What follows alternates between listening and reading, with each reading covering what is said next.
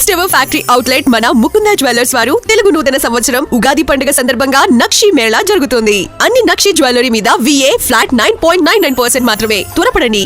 America ఇరుక్కుపోయింది. ముందు యుద్ధం, వెనక ఇంధనంలా తయారైంది అగ్రరాజ్యం పరిస్థితి.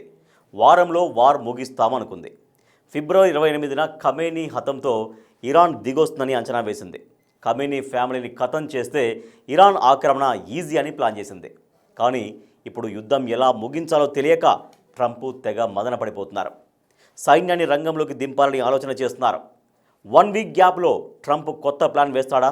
ఏదో పెద్దది జరగబోతుందనే భయాన్ని ఇప్పుడు ముందుకు ఎందుకు తోస్తున్నాడు? ఇరాన్లో ప్రభుత్వాన్ని పడగొట్టాలనేది అమెరికా టార్గెట్. ఖమేనీని లేపేసి ఆ దేశంలో ఉన్న వివిధ జాతులను వాడుకొని ఇరాన్ను గుప్పిట్లోకి తీసుకోవాలి అనేది అగ్రరాజ్యం అసలు ప్లాన్. కానీ ఈ ప్రణాళికలు పూర్తిగా వికటించాయి. అమెరికాకు ఎదురు దెబ్బలే మిగిలాయి. తప్పుడు అంచనాల ఫలితంగా తాను సృష్టించిన సంక్షోభంలో తానే చిక్కుకుపోయింది అమెరికా.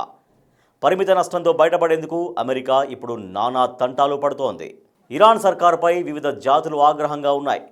సరైన టైం దొరికితే ఖమేనీని దించేయాలని ప్లాన్ వేశాయి. ఇందులో ప్రధానమైన గ్రూపు కుర్దులు. పరాక్రమవంతులుగా వీరికి పేరుంది. సిరియాలో ISISకు వ్యతిరేకంగా పోరాడేందుకు అమెరికా సైన్యమే కుర్దులకు శిక్షణ ఇచ్చింది. దేశం లోపల వెలుపల కూడా ఇరాన్ ప్రభుత్వాన్ని ఎదుర్కొనేందుకు వారు సిద్ధమయ్యారు.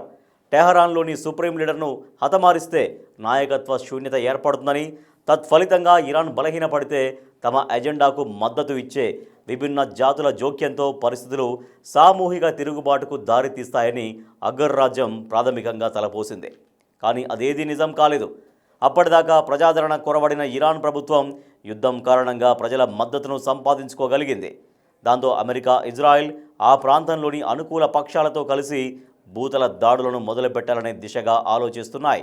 ఇరాన్ జనాభాలో 10% దాకా ఉండే కుర్దులు ఇస్లామిక్ ప్రభుత్వాన్ని కూలదొయ్యాలని ఎంతో కాలంగా ప్రయత్నిస్తున్నారు. ఇంతకుముందు సిరియాలో ISISను తరిమికొట్టడంలో భాగంగా IRGC సైనికులకు వ్యతిరేకంగా పరోక్ష పోరాటం చేశారు. ఆ అనుభవంతో కుర్దిష్ పెష్మెర్గా ఇరాన్ బలగాలకు వ్యతిరేకంగా భూతల యుద్ధం చేసేందుకు, సరిహద్దులు దాటేందుకు సిద్ధంగా ఉంది.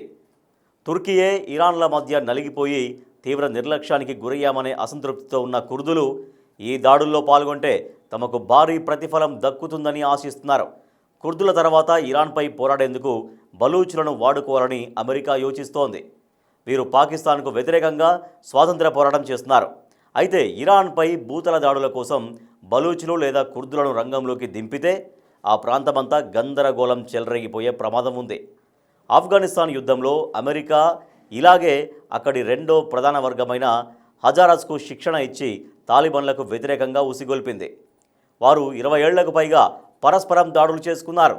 చివరికి అమెరికా వెనుదిరిగాక అస్థిరమైన శాంతి ఒప్పందం చేసుకున్నారు. అగ్రరాజ్యమేమో ఒకప్పుడు తాను ఉగ్రవాదులుగా ముద్ర వేసిన తాలిబాన్లతోనే ఒప్పందం చేసుకొని పాలనను వారికి అప్పగించింది.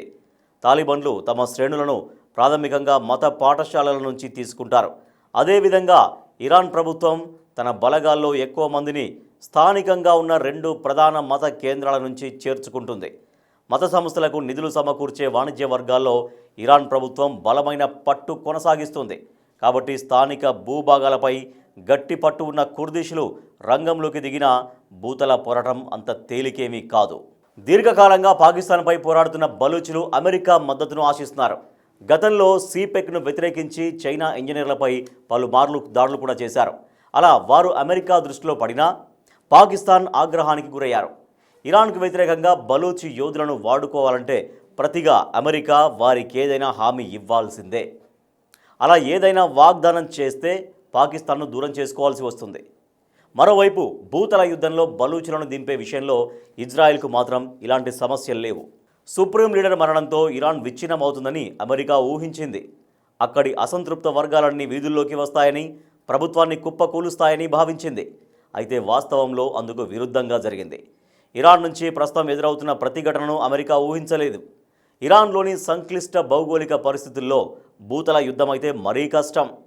అమెరికా, ఇజ్రాయెల్లు అందుకు తమ సొంత సైన్యాలను పంపించాలనుకున్నా వ్యూహాత్మకంగా అది సరైన ఎత్తుగడ కాదు అని నిపుణులు స్పష్టం చేస్తున్నారు. భూతల యుద్ధం చేయకుండా, ప్రజా ఆందోళనలు లేకుండా ఇరాన్లో ప్రభుత్వాన్ని మార్చడం అంత సులభతరమేమీ కాదు. ఇరాన్ తన మనుగడ కోసం పోరాడుతుండగా అమెరికా మాత్రం స్వప్రయోజనాలపై తప్పుడు అంచనాలతో తాను తీసుకున్న గోతిలో తానే పడింది. ఇప్పుడు ముందుకు వెళ్ళలేక వెనక్కి కదలలేక సంకట స్థితిలో కూరుకుపోయింది.